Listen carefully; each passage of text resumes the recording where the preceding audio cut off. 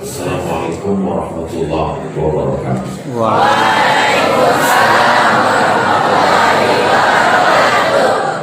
Kalau Tuhan pergi ke Makkah, jangan lupa menggosok gigi. Sudah lama bertausiah, baru di Kauman inilah rasa grogi.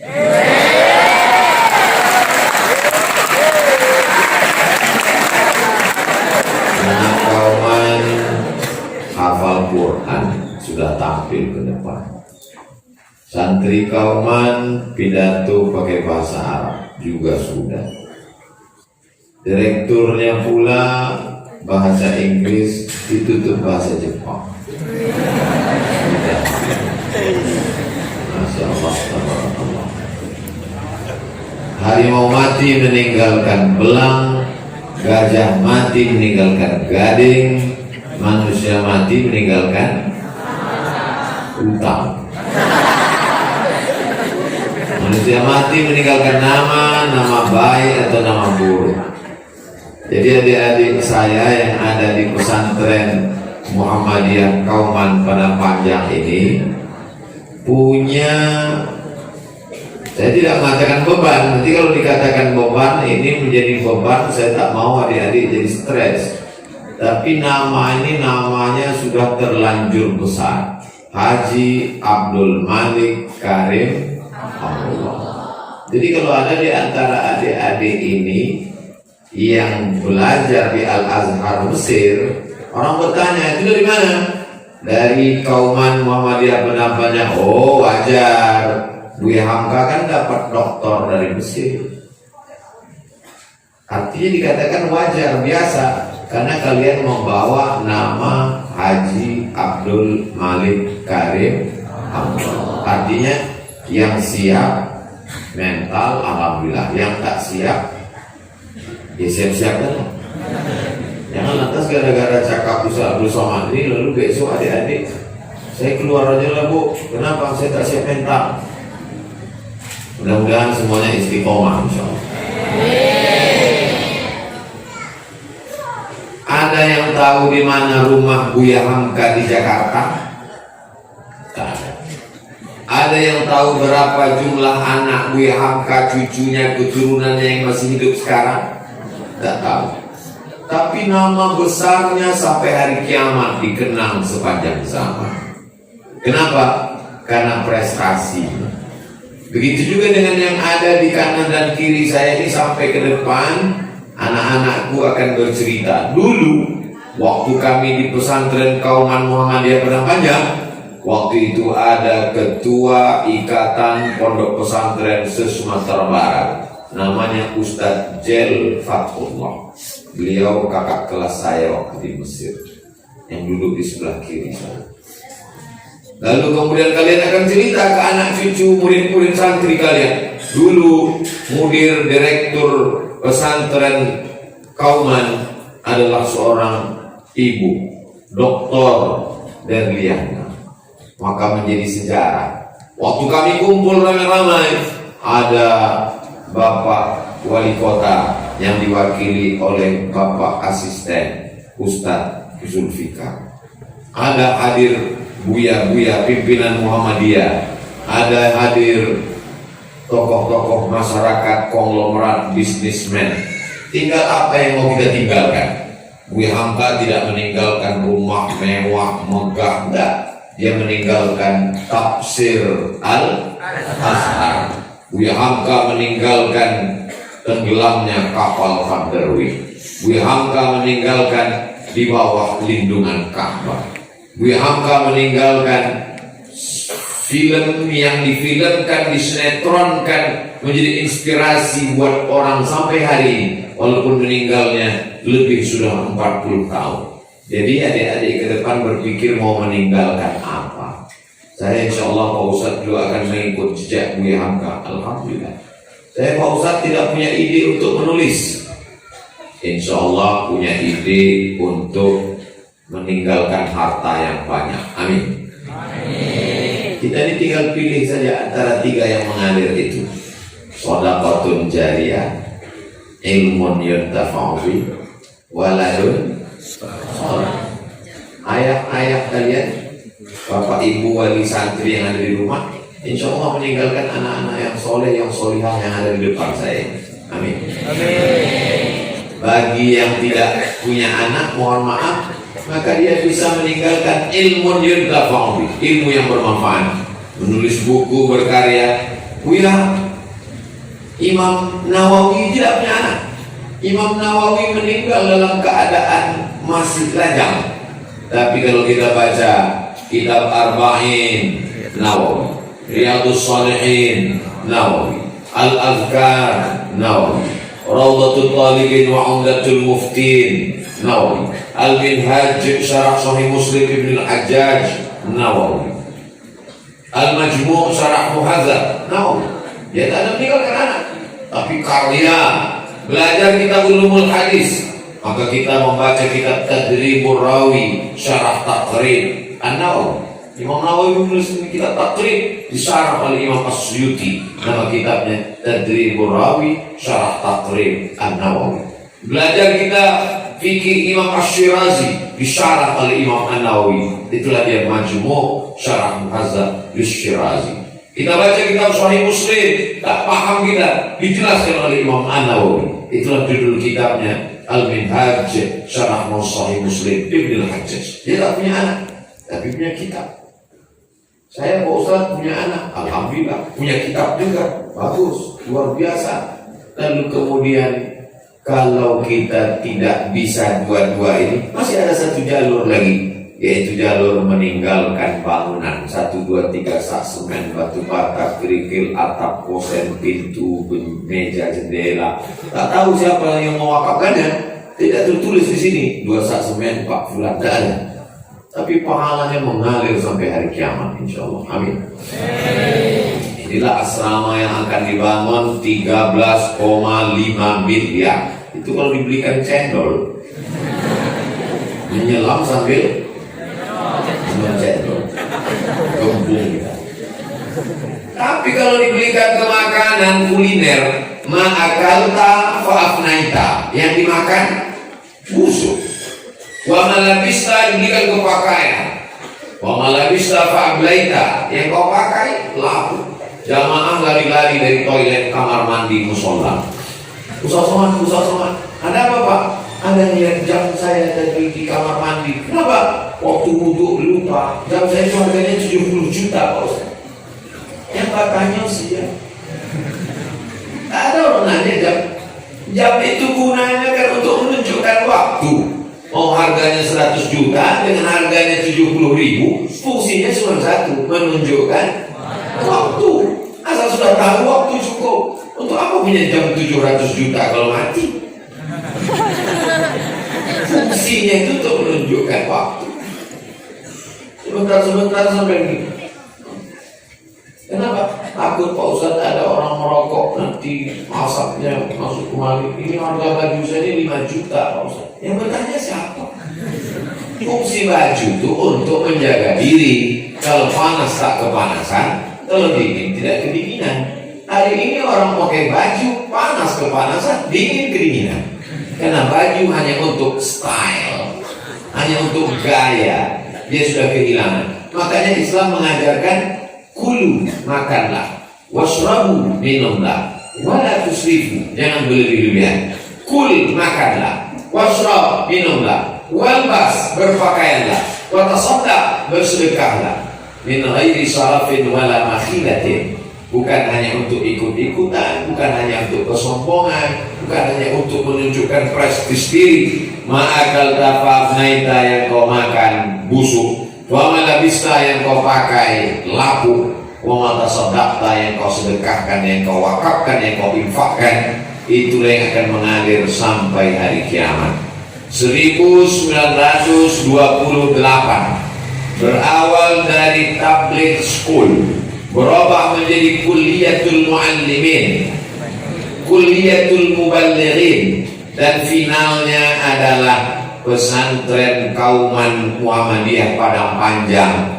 Sejak 1928 sampai 2022, siapa yang mewakafkan tanah, siapa yang mewakafkan kelas asrama, tak pernah disebut namanya, tapi pahalanya mengalir sampai madamatis samawati wal ardh, selama langit masih di atas, selama bumi masih terhampar, selama alam masih terkembang, tak putus pahalanya sampai hari kiamat. Maka di antara yang tiga itu, ilmu, anak, harta, kira-kira di antara yang tiga ini, mana yang paling besar kesempatan kita untuk beramal jariah mengalir? As-sukutu alamatur ridha, diam tanda setuju. Hadis as-sukutu alamatur ridha, diam tanda setuju. Itu kalau ada orang ditanya, mana yang mengalir? Diam aja, berarti tiga-tiganya mengalir, setuju ya? Insya Allah adik-adik tiga-tiganya bisa nanti, insya Allah. Menikah, punya anak soleh dan solihah, berkarya, menulis buku. Yang ketiga adalah hartanya banyak. Ini yang di depan saya ini calon-calon bisnismen. Tapi kalau ditunggu 20 tahun lagi, tak sempat orang belajar menikmati asramanya sekarang yang perlu. Maka kita doakan para usahawan, orang-orang yang diberikan kelimpahan harta pada malam hari ini, dibukakan Allah pintu hatinya, dibukakan Allah pula pintu dompetnya, sehingga selesailah asrama 13,5 miliar nih, insya Allah. Nanti pas peresmian tanda tangan sama gunting pitanya, baru datang Abdul Somad sekali lagi. Jadi yang dimuliakan Allah Subhanahu wa Ta'ala. Ada orang menganggap kalau dia susah, miskin, melarat, itu ujian. Tapi kalau dia kaya, konglomerat, punya duit banyak, itu nikmat. Kalau begitu cara pikirnya, kira-kira betul apa salah? Terserah kita. Kalau kita berpikir bahwa miskin, susah, melarat itu ujian, lalu kemudian kalau kaya raya, banyak duit, konglomerat itu nikmat, berarti Qarun itu nikmat atau laknat? Nikmat, kayak Qarun kaya raya. Tapi sampai hari ini belum pernah saya jumpa jamaah ceramah kemanapun pergi, belum pernah jumpa sama orang, Assalamualaikum Ustaz Somad, kenalkan nama saya Qarun. Kaya itu belum tentu nikmat. Kaya itu bisa jadi laknat. Kenapa? Karena harta itu justru membuat lama dihisab, dihitung di hadapan Allah. Harta itu justru menjadi penghalang. Tapi dalam Islam, idza qudiyatis shalah, kalau sudah selesai melaksanakan sholat, fantashiru fil ardh, bertebaranlah di atas muka bumi, wabtagu min fadlillah, carilah karunia Allah Subhanahu wa Ta'ala. Man bana masjidan, siapa yang bangun masjid, manallahu mithlahu baitan fil jannah, dibangunkan Allah untuknya satu tempat di surga. Kira-kira yang bisa bangun masjid itu orang kaya atau orang miskin? Orang kaya. Jadi kalau gitu yang bisa booking tempat di surga itu orang kaya atau orang miskin? Orang kaya. Kalau begitu penghuni surga itu orang kaya atau orang miskin? Tergantung. Ada juga orang miskin masuk surga, kenapa? Karena sabarnya. Ada juga orang kaya masuk surga, kenapa? Karena sabarnya. Loh, orang kaya kok kena sabar? Orang selalu menganggap sabar itu kalau rugi sabar, kalau sakit sabar, kebakaran sabar, suami dilarikan pelakor sabar, mengamuk, kok nggak sabar? Ternyata sabar itu ada tingkatannya. Sabar yang paling tinggi adalah bukan sabar ketika keluarga meninggal, bukan sabar kena COVID. Sabar yang paling tinggi adalah dia punya uang, bisa beli rumah megah, bisa beli mobil mahal, tapi ditahannya keinginannya, dipakainya untuk menolong agama Allah. Itulah sabar yang tingkat tinggi. Duit dia ada 3 koper, kelincing semua. Duit dia ada 3 koper, dolar semuanya. Setelah dihitung 13 miliar, bisa dia beli mobil, bisa dia beli rumah, bisa dia beli cincin emas, bisa dibeli gelang rantai. tapi tak dipakainya untuk itu. Dia tahan keinginan hawa nafsunya, lalu dia bangunkan ke asrama. Maka menurut Allah orang ini orang yang sabar, walaupun kawannya mengatakan dia bohong. Tapi dalam pandangan Allah, yang penting ini pandangan Allah atau pandangan manusia?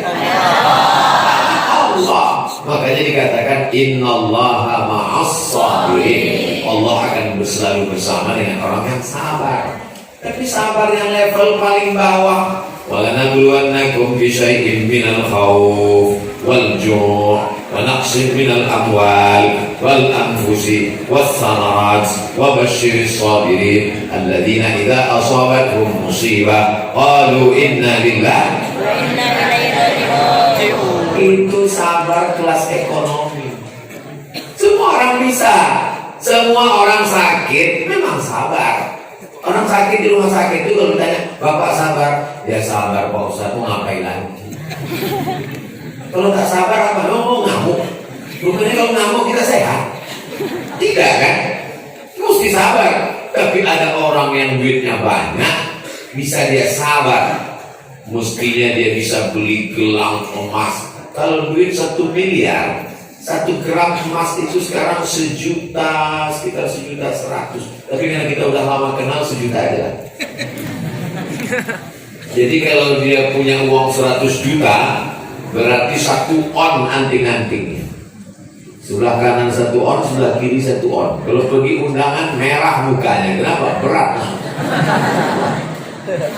Dia ikhlas tidak pakai anting, dia sabar tidak pakai cincin, dia sabar tak pakai gelang, sabar tak beli mobil baru, sabar tidak buat rumah baru demi untuk agama Allah. Inilah orang yang dikatakan sabar, sebenar-benar sabar. Tapi makhluk seperti ini sekarang adalah makhluk yang unik, yang perlu dibudidayakan. Mudah-mudahan Allah memperbanyak makhluk seperti ini di bumi Minangkabau, insyaallah. Amin ya rabbal. Pesantren besar bisa wujud seperti ini. Dulu 1928 ada orang-orang yang sabar di Padang Panjang ini, sehingga sabar dia tanahnya dia wakafkan, sabar dia buatkan aula, sabar dia buatkan kelas. Mereka itulah yang kekal abadi sampai hari kiamat. Dibangunkan rumah yang besar, megah, mewah, cantik, meninggal. Ada ruang di dalam rumah itu yang siap dijadikan kuburan. Tidak ada. Kita bangun rumah 4 lantai, marmornya diimpor dari Turki, karpetnya mahal, sampai orang tamu yang datang lewat situ hilang jarinya. Mana jari saya hilang? Begitu meninggal dunia, tidak ada sejengkal pun tempat di rumah itu yang bersedia untuk menjadi tempat makamnya. Orang bertanya, rumah bapak mana? Sana. Kuburnya mana? Sana. Tak ada orang dimakamkan di dalam, kecuali Nabi Muhammad SAW. Beliau meninggal dikuburkan di tempat. Nahnu ma'asyurul anbiya, kami para nabi, nudfanu min haitsu namutu, dikuburkan di mana kami meninggal, digali di kamarnya, itulah dia. Kita tak bisa melakukan itu. Dijual rumah murah di pusat kota hanya 10 juta, di dalam ada kuburan. Ada orang mau beli? Ada. Nabi SAW berbeda. Dia punya kedudukan, dia menerima wahyu. Itu pesan langsung dari Allah Subhanahu wa Ta'ala. Sahabat tak berani membawa kuburnya, dibawa ke kota Makkah di Ma'la, tak berani memindahkannya di Waqi, karena itu sudah pesan wasiat dari Nabi Muhammad sallallahu alaihi wasallam. Jadi manusia ini kalau dia meninggalkan mobil, lama hidup banyak dirasa, jauh berjalan banyak ditengok. Sudah lama saya melihat pemakaman, belum pernah ada orang Islam mati sama mobilnya sekalian, tak ada. Meninggal kita hari ini, besok mobil langsung diambil dialer karena belum bayar kredit. Bunyi klaksonnya kredit. Yang kekal abadi mana? Kelas, asrama, masjid, musola, aula, ruang makan, dapur. Itulah yang kekal abadi mengalir sampai hari kiamat. Datang saat, namanya saat. bahasa Arab, artinya bahagia. Kalau bahasa kampung awak, happy. Lalu kemudian dia bertanya kepada Nabi Sallallahu Alaihi Wasallam, Ummi mata, mak saya meninggal, apa atas sodaku anha? Kalau saya bersedekah pahalanya sampai untuk almarhumah apa tidak? Kata Nabi, tasodak, bersedekah.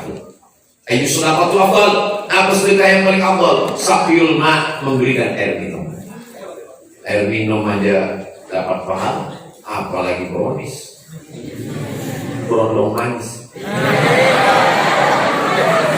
Itu afdal.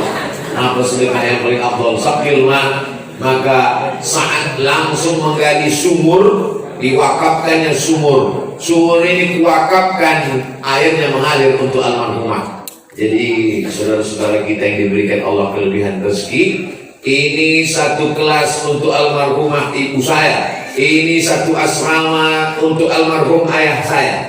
Dia dapat pahalanya, mengalir juga untuk almarhum almarhumah. Tidak ada ikhtilaf antar ulama tentang sedekah mengalir.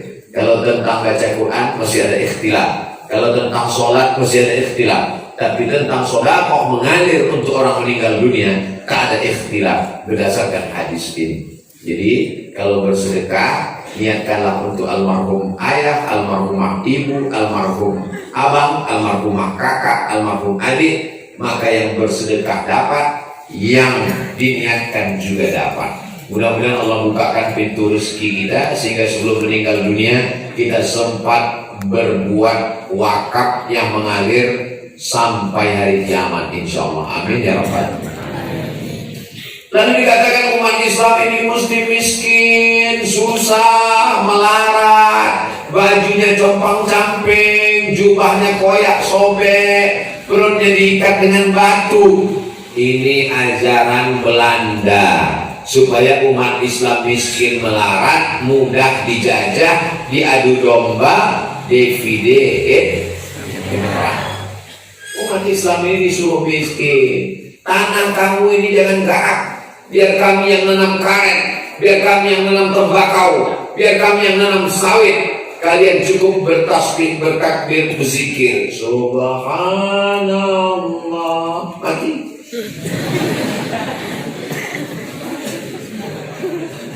Ini bukan ajaran Islam. Ajaran Islam mengajarkan kita kalau keluar dari masjid, Allahumma inni as'aluka min fadlik, beri aku rezeki. Kenapa minta rezeki? Karena orang keluar masjid mencari rezeki yang diberikan Allah SWT. Kamu kenapa tak cari rezeki? Rezeki sudah dijamin oleh Allah. Betul? Ini dia yang setuju atau dia yang bingung? Rezeki kita ini dijamin Allah atau tidak? Tidak. Dijamin Allah. Rezeki saya dijamin oleh Allah. Sudah tertulis untuk saya malam ini bahwa rezeki saya ada 3: jeruk, tahu, brownies. Ini punya saya. Ini rezeki untuk saya. Dengan Ustaz Jel Fatullah, buya cuma dapat kacang.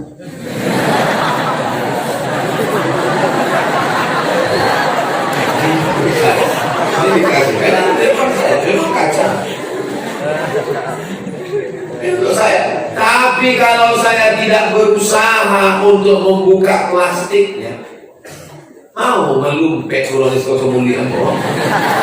Nah, harus ada usaha dan ikhtiar. Itulah dia Ahlus Sunnah wal Jamaah. Ahlus Sunnah wal Jamaah itu mesti ada usaha. Kalau dia hanya mengatakan ini sudah takdir kita, itu namanya kelompok Jabariyah. Jabariyah sudah serang takdir saja. Sedangkan kelompok yang mengatakan tak ada takdir karena takdir hanya melemahkan, itu namanya Qadariyah, Mu'tazilah. Sedangkan kita bukan ahlul bid'ah, kita adalah ahlus sunnah. Maka rezeki itu mesti dicari, menanam tanaman, disiram, dijaga jangan sampai ada ulatnya, tidak berbuah dikasih pupuk, setelah itu dijaga putihnya, lalu kemudian disiram, setelah itu berbuah dipetik, lalu kemudian dikupas, lalu kemudian dimakan, setelah kenyang berkata alhamdulillahilladzi at'amana wa saqana wa ja'alana. Dia tidak angkuh, tidak sombong, sehingga ketika dia berhasil dia katakan, ini punya kamu ya? Bukan, ini titipan dari Allah. Tapi kamu yang menanam. La haula wa la quwwata. Kata la haula itu setelah terwujud, setelah berhasil sukses menghilangkan angkuh sombongnya, dia berkata la haula. Bukan sebelum bekerja. Sekarang banyak umat Islam pagi-pagi dia bangun jam 10 bangun, ditanya sama istrinya, "Abang nggak kerja?" Lah.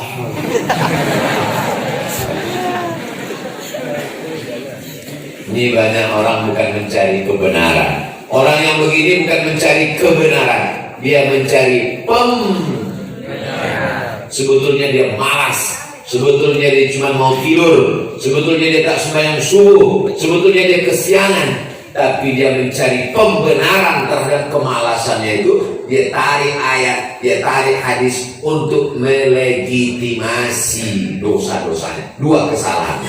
Yang pertama, salah karena malas. Yang kedua, menarik-narik agama untuk melegitimasi, membenarkan kesalahannya. Itulah mengapa adik-adik dikirim orang tua kemari untuk belajar Al-Quran, belajar hadis, supaya kalian menjadi anak-anak yang kemuliaan akhlak, berakhlakul karimah. Anak laki-laki di sana, anak perempuan di sana. Yang laki-laki tak menengok perempuan, yang perempuan tak menengok laki-laki. Intip-intip sikit, astagfirullah. Tidak boleh ikhtilat, tak boleh bercampur aduk, tak boleh. Lalu kemudian sopan santun tata kerama. Buya, Ustadz datang, disambutnya dengan selawat, membuka dengan bahasa Arab, dengan alhamdulillah, dengan selawat kepada Rasulullah SAW, sopan santun, tata krama, budi bahasa, berakhlakul karimah. Allah tak pernah memuji Nabi Muhammad. Ya Muhammad, engkau yang sholat malam sampai bengkak kakimu, tak ada. Tapi apa pujian Allah kepada Nabi Muhammad SAW? Wa innaka la'ala khuluqin azim. Dan Nabi pun berkata, innama bu'istu liutammima akhlak. Kita kalau berkawan lama, yang kita kenang itu adalah akhlaknya. Kalau sudah dia angkuh dan sombong, malas kita. Saya dengan Ustaz Fatullah, kenapa beliau mau duduk dengan saya? Kemana saya pergi di bumi Minangkabau, selalu berjalan bersama dengan Ustaz Del. Mungkin karena saya dulu dan beliau tidak pernah kami sakit hati selama bersahabat. Beliau kakak kelas saya, senior saya, di atas jauh. Tapi beliau tak pernah melecehkan, merendahkan saya. Tak pernah hati saya sakit. Galah patah boleh disambung, kaca retak boleh direkat. Hati yang sakit kemana obat akan dicari. Nah, yang kopi. Jadi selama berkawan-kawan ini jaga. Kalau kepada kawan saja begitu, apalagi kepada guru, apalagi kepada ustazah.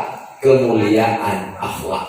Itulah mengapa akhlak lebih dikedepankan. Setelah biru, kutertibkan ibadah. Banyak juga orang berakhlak kepada ustaz sopan, cium tangan, ada masalah ustaz, tapi sholat subuh jam 8. Allahu Akbar. Masya Allah, Ustaz Somad.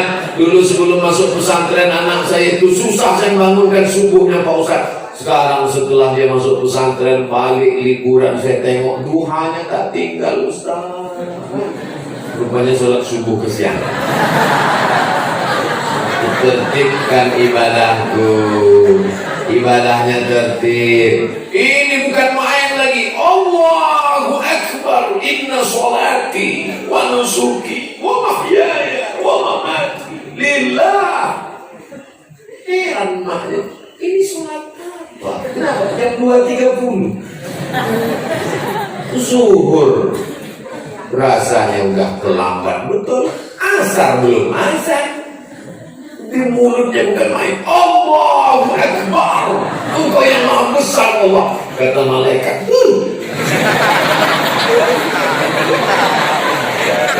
tertibkan ibadahku mengikut aturan. Inna salata kanat 'alal mu'minina kitaban mawquta. Waktunya sudah ditetapkan Allah Subhanahu wa taala. Kuunggulkan prestasi. Dulu orang dikenal karena prestasi, tapi sekarang orang dikenal bukan karena prestasi, tapi karena sensasi. Buat lagu tak ada, bintang buat sinetron tak ada, main film pun tak ada, muncul viral hanya karena sensasi. Yang saya katakan ini ada tak sih? Ada. Kita pun bingung, tak apa prestasinya. Ini zaman ini udah zaman error. Kalau adik-adik tidak menunjukkan prestasi, santri-santri pesantren Muhammadiyah Kauman Padang Panjang tampil ke depan karena prestasi atau sensasi? Prestasi. Tampil dia ke depan karena prestasinya. Tampil ke depan karena pidato bahasa Arab. Tampil ke depan karena hafalan Al-Quran. Anak kita yang perempuan tadi hafalan Qurannya 14 juz'an, 14 juz. Bahasa Arab lancar, hafalan Quran 14 juz. Yang perempuan, yang laki-laki pula membaca Qurannya, suaranya Masya Allah, tabarakallah. Mudah-mudahan diberikan Allah anak-anak adik-adikku semua kebaikan-kebaikan. Menjaga lingkungan. Sekarang banyak orang soleh sendirian, dia baik, kawannya mati karena sakau narkoba. Tak peduli, tidak mau tahu dengan orang lain. Maka Islam ini kalau kita dengar ayat yang dibacakan ananda kita tadi, wal takum minkum ummatun yad'una ilal khair wa ya'muruna bil ma'ruf wa yanhauna 'anil munkar wa ulaika humul muflihun. Siapa orang yang muflihun, yang menang? Orang yang menang bukan bisnismen yang berhasil bisnisnya, bukan. Orang yang menang menurut ayat itu tadi adalah ya'muruna bil ma'ruf wa yanhauna 'anil munkar. Ada care, ada peduli kepada lingkungan. Ini banyak orang tak peduli. Yang penting saya sholat, yang penting saya puasa. Masalah kamu tak makan bukan urusan saya. Tolong Pak, saya udah gak makan 3 hari, mati aja. Laisa bil mu'min, kamu tidak diakui sebagai orang beriman. Siapa dia? Ya itu sab'anan, tidur dalam keadaan perut kenyang. Wajahuhu ila jambihi ja'i'un, tetangganya kelaparan. Orang bumi Minangkabau tidak dianggap beriman walaupun ayahnya muslim, ibunya muslimah, tinggal di negeri mayoritas muslim. Minangkabau itu muslim apa tak muslim? Minangkabau adalah Islam. Minangkabau tidak Islam, hilang Minangnya, tinggal Kabauan. Kalau sampai dia tidak asyhadu an la ilaha illallah wa asyhadu anna Muhammadan Rasulullah, maka siap kita menjaga lingkungan kita. Tapi memang manusia sekarang ini aneh. Kalau kita ajak dia sholat, assalamualaikum Pak, waalaikumsalam, ayo sholat ke masjid ya Pak. Kamu belum lahir, saya sudah haji. Sombongnya. Kamu jangan mabuk, jangan sakau, jangan pakai narkoba. Uang saya, yang mabuk saya, yang sakau saya, jangan urus saya. Urus saja surgamu, jangan urus neraka.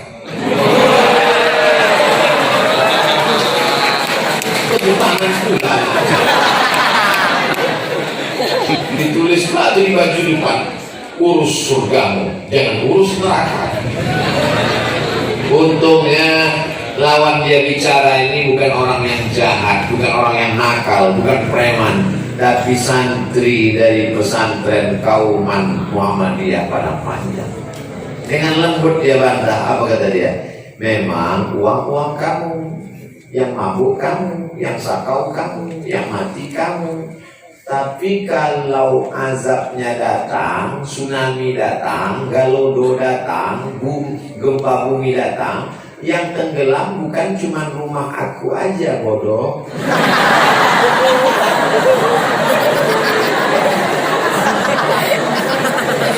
La ta'murunna bil ma'ruf, ada orang berbuat baik. Wala tanhauna 'anil munkar, larang orang buat mungkar. Memangnya kalau kita cuek nggak mau tahu kenapa? La yusikanna ayyab'atsallahu 'alaikum 'iqaban. Dikhawatirkan kalau kita tidak amar ma'ruf nahi mungkar, akan dikirimkan Allah hukuman gempa bumi, tsunami, angin puting beliung, likuifaksi. Semua tad'una, kamu pun berdoa kepada Allah. Allahumma dafa'na al-wala wal waba wal fahsya wal riba wal zina. Fala yustajabu lakum. Doa kamu tak dikabulkan karena tidak melaksanakan amar ma'ruf nahi munkar. Kuntum khayra ummah. You are the best. Kalian ini umat yang paling baik. Tak ada dikatakan kamu umat yang paling baik karena keningmu hitam. Mohon maaf yang keningnya hitam. Kamu umat yang paling baik karena ke Makkah setahun 3 kali. Tidak ada. Kamu umat yang paling baik syaratnya 3. Ta'muruna bil ma'ruf wa tanhauna 'anil munkar wa tu'minuna billah. 3 syaratnya: amar ma'ruf, nahi mungkar, beriman kepada Allah. Apakah adik-adik semua beriman kepada Allah? Insya Allah yang 2 lagi nanti setelah keluar. Amar ma'ruf, nahi mungkar. Jaga lingkunganku, kusiapkan diriku menjadi panutan dalam masyarakat. Inilah alumni tabligh school, kuliatul muballighin. Mereka inilah yang akan menjadi panutan di tengah masyarakat. Marilah kita sholat berjamaah, sholat berjamaah. Nggak pernah ke masjid. Masjid ada. Gue nggak pernah ke masjid. Ambo sholat di Masjidil Haram.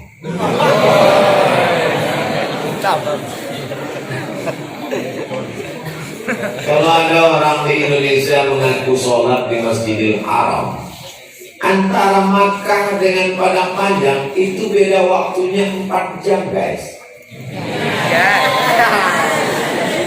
Jadi kalau dia ngaku sholat Jumat di Masjidil Haram, lebih dulu Makkah atau Indonesia? Kita timur, Makkah itu barat. Matahari terbit dari barat. Itu kiamat. Matahari terbit dari timur. Makanya kita duluan. Jadi kalau kita sholat Jumat jam 12.30 kurang 4, 11.30, 10.30, 9.30, 8.30. Jadi kalau ada orang Padang Panjang ngaku sholat di Masjidil Haram, berarti waktu kita sholat di Padang Panjang jam 12.30, ini di Makkah baru jam 8.30. Agar jomku di Makkah lama 30. Nopel Masjidil Haram. Gunakan aja kecerdasan Niko sekete. Niko tak pakai akal, guna pakai akal dia minum ayaka. Dia makan sekali. Alhamdulillah adik-adik semuanya menjadi panutan dalam masyarakat nanti insyaallah. Amin. Bagi baca Quran ni, baca Quran. Apa sekali pun baca Quran. Biji matanya membuka Quran cuma 2 kali. Yang pertama, waktu nengok Quran untuk akad nikah, mahar. Yang kedua, waktu rumah sakit, ruang ICU sudah mau koma, biji matanya terbelalak, tak mati-mati. Dibukakan Quran, mati.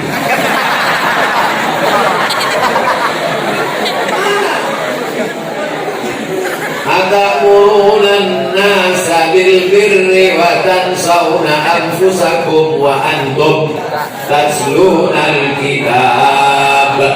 Apakah kamu lupa kamu menyuruh orang padahal kamu membaca Al-Quran?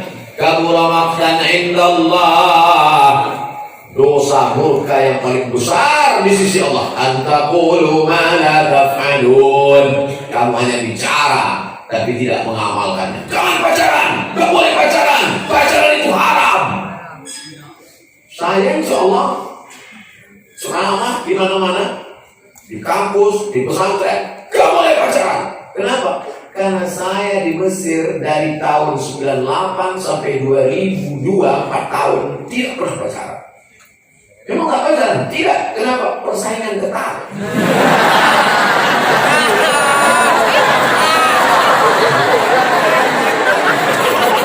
Anak Indonesia di Kairo 2.400 orang.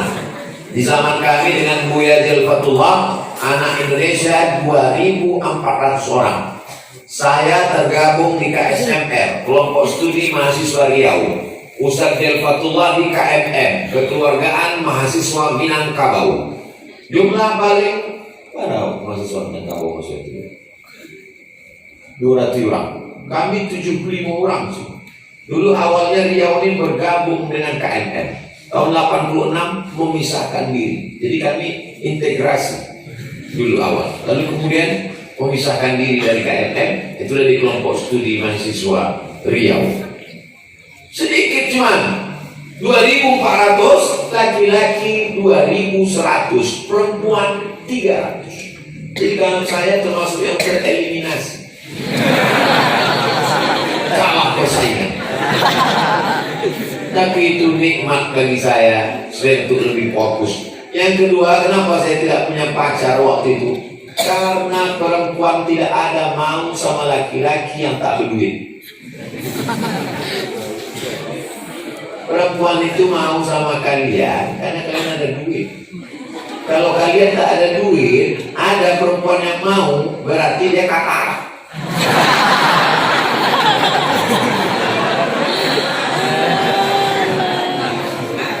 Jadi anak-anak, adik-adikku sekalian, kalian fokus saja belajar, hafal hadis, hafal ayat, hafal hadis, hafal fikih, hafal kosakata, bahasa Arab, bahasa Inggris, bahasa Jepang. Nanti insya Allah keberhasilan ada di ujung jari kalian, insya Allah. Amin. Ustadz Abdul Somad, ini yang dipermasalahkan tadi. LC ini bukan lagi cemas. Kalau tamat dari Al-Azhar dikasih namanya ijazah. Bahasa Arabnya ajaza, yujizu, ijazah. Ajaza artinya boleh. Orang ini sudah boleh mengajar. Diterjemahkan ke dalam bahasa Inggris licensi, disingkat dengan LC. Sampai ke Malaysia lesson. Awak ada lesson kan? Lesson itu tempat kita sing surat izin mengajar. Jadi LC ini adalah ada dua macam. LC itu apa? Lulusan Kairo. Ya kalau tamat Kairo, kalau tamat Damaskus, kalau tamat Jeddah. Jadi LC itu singkatan dari tulisan license, bahasa Inggrisnya license. DESE ko, D-nya, E-nya, S-nya, E-nya, Diplom Etudes Superior Approfondi. Karena Maroko itu jajahan Prancis. Jadi kalau kita kuliah ke sana, adik-adik ngambil fakultas hukum yang bukan fakultas agama Islam, mesti mengambil bahasa Prancis setahun. Selamat pagi, bonjour. Selamat sore, bonsoir. Nama kamu siapa? Komong Tutapel. Nama saya Abdul Somad. Jumapel Jes Abdul Somad. Saya suka kamu, Jutaime. Saya tidak bisa bahasa. Saya mahasiswa di Darul Hadis Institute. Je suis étudiant à Darul Hadis Établissement. Saya tidak bisa bahasa Prancis. Je ne parle pas français. itu mesti dihafal supaya mereka tidak ngomong bahasa Perancis ke kita. Tapi kalau kita ngambil jurusan hadis, jurusan tafsir, jurusan fikih, maka bahasa pengantarnya bahasa Arab. Maka tinggal pilih. Tapi setelah tamat dikasih ijazah, tertulis di ijazah itu diplom etudes superior approfondi. Mendaftar di Kementerian Agama, tidak boleh pakai titel kecuali asal negaranya. Jadi asal PD lah, pulang DSA sampai ke kampung DSA kok desa. Deso. PhD itu cara membacanya dari ujung. D-nya doktor, PH filosofi, Doctor of Philosophy untuk S3. Apalah arti sebuah nama? What is in a name? Bahasa Shakespeare dari Inggris. Tapi dalam Islam nama adalah doa. Ambo waktu patamu pulang 2008 dari Maroko, indah ado membuat LCMA, nggak ado itu Ustaz namanya titelnya nggak usah titel kok Ustaz Abdul Somad saja tulis itu. Lamo ambo dia orang koran di halaman belakang koran itu banyaklah nama Ustaz manjua ai minyak lintah ube kue.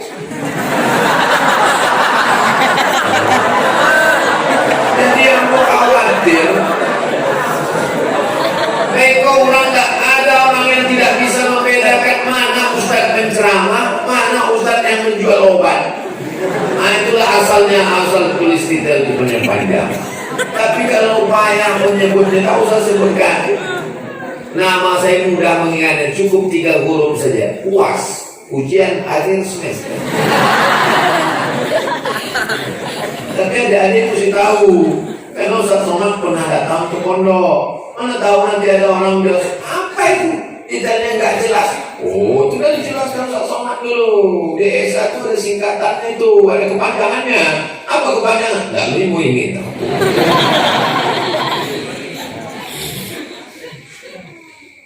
Ambo ingin sekali lah kuliah ke Mesir, sampai akhirnya ikut tes. Akhirnya pada tanggal 5 September 1998 sampailah Ambo ke Kairo. Ustaz Del waktu itulah 3 tahun lebih dulu dari Ambo. 95 Ambo ya? Ustaz Del 95, Ambo 98. Berarti Ustaz Del lah 5 tahun bersama Fir'aun baru Ambo datang. Di tepi Sungai Nil itu ada ada namanya Museum Tahrir Square. Sampai di pintu bertanya ke security, where is Fir'aun? Di mana Fir'aun itu lalu, no? Kecik security negatif. Sampai kate di muka pintu kamar Fir'aun itu bergetar jantung.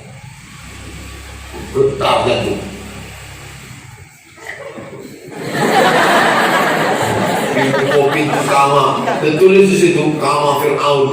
Sebelum masuk begitu bergetar. Dia apa? Tiketnya mahal. Lama bayar tiket dia apa? Kate memanglah Fir'aun kalau mati itu susah justru. Sampai ke dalam Fir'aun tuh di dalam kotak kaco. Dalam kotak kaco tidak pakai baju Fir'aun, cuma pakai kain saja bantu anduk. Jadi beko kalau ada orang di padang panjang bukan keluar dari rumah pakai anduk, itu berarti ngomongnya begitu. Lamo taman nuang mencari Fir'aun kok. Rambutnya macam rambut jagung, hidungnya mancung kulit. Tapi maka tua mencari kulitnya kita ini ambo ikan salai. Kalian matunya, masya Allah. Waktu akan dipoto tidak boleh tertulis itu. No, tidak boleh ambil foto. merah. 10 inci merah. Katanya foto bisa merusak kulit Fir'aun. Blitz cahaya itu bisa merusak kulit Fir'aun. Apa kata Allah Ta'ala? Al-yawma nunajjika bibadanika. Hari ini kami selamatkan badanmu, tidak dimakan ikan hiu. Litakuna liman khalfaka ayah, supaya menjadi tanda-tanda bagi orang yang datang setelah engkau. Hai Fir'aun, mana Fir'aun yang gagah perkasa, menyembelih semua bayi-bayi, yudzabihuna abna'ahum wa yastahyuna nisa'ahum. Semua anak kecil yang lahir di Mesir tahun ini sembelih hidup-hidup. Hari ini terbujur kaku di Tahrir Square. Insya Allah adik-adik nanti akan ke sana, dan ketika kalian di sana buat vlog video pendek. Hai guys. Aku sedang sama Fir'aun, kamu.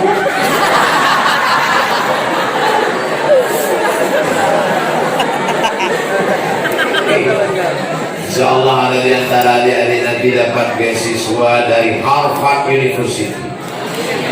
Ada yang dapat beasiswa dari Cambridge University. Loh, Ustaz kok nggak ada nyebut Al-Azhar Kairo? Anak pesantren Kauman Muhammadiyah yang didirikan oleh Buya Hamka belajar di Al-Azhar biasa. Karena Buya Hamka saat ambo waktu membaca biografi Buya Hamka, ini dapat gelar doktor dari Al-Azhar, memang sakit. Ambo sampai tahun di Mesir cuma dia di Al-Azhar LC. Buya Hamka nggak ada di Mesir. Datang ke Mesir, presentasi di Subhanil Muslimin, dibacakannya tentang Syekh Muhammad Abduh wa atharuhu fil fikril islami di Indonesia. Pengaruh Syekh Muhammad Abduh dan kontribusinya dalam pemikiran keislaman di Indonesia. Langsung Al-Azhar mengagihinya doktor sepanjang sejarah Indonesia. Yang ayahnya dapat doktor, anaknya dapat doktor dari Al-Azhar cuma satu, Haji Abdul Karim Amrullah dan Haji Abdul Malik Karim Amrullah. Buya Hamka dan ayah Buya Hamka dapat dua-dua dari Al-Azhar. Kenapa Buya Hamka begitu? Buya Hamka ini Masya Allah, tabarakallah, membangun fikiran. Kalau mau membaca fikiran Buya Hamka, baca tafsir Al-Azhar, ditulis di dalam penjara. Sekarang kita di luar penjara, ada handphone, ada laptop, ada Google, dibantu perpustakaan, baru menulis 2 baris. Assalamualaikum Ustaz, bisa tablik akbar? Buya Hamka pikirannya di dalam penjara tanpa melihat referensi bisa hafal dia semua. Pikiran Buya Hamka bisa mengandung bergiga-giga baik bacaan buku yang tak pernah terlupakan. Karomah Buya Hamka. Jadi adik-adik mesti mengikut membangun pikiran Buya Hamka, mengasah perasaan. Perasaan Buya Hamka itu halus. Siapa ingin merasakan halusnya perasaan Buya Hamka, bacalah bagaimana ungkapan Zainuddin ketika Hayati meminta maaf. Sampai hatimu Zainuddin tidak memaafkan aku, kata Hayati. Kata Zainuddin, kaulah yang tidak layak untuk dimaafkan. Bukankah kau dulu yang mengatakan aku miskin, kau pun miskin, kalau kita menikah kita tidak akan pernah bahagia. Akhirnya kau berikan kehormatan dirimu kepada siapa lagi Hayati itu boleh.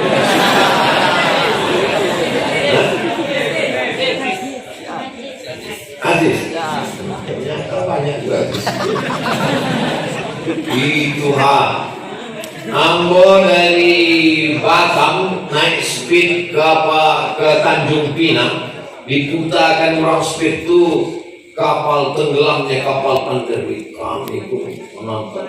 Ambo sengaja pilih kursi dan belakang supaya Ambo bisa mencari siapa namanya. Kami ambil tisu aku saja. Masya Allah. Pas pulang diputarnya mana ini juga. Dalam hati aku orang menangis cengeng. Sampai ke rumah aku tonton surah mana gitu loh.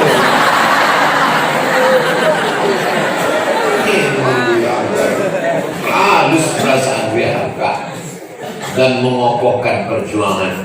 Buya Hamka berjuang dengan partai politik Masyumi. Buya Hamka berjuang dengan Ormas Muhammadiyah, dan ketika di akhir hayatnya Buya Hamka tetap berjuang melalui masjid.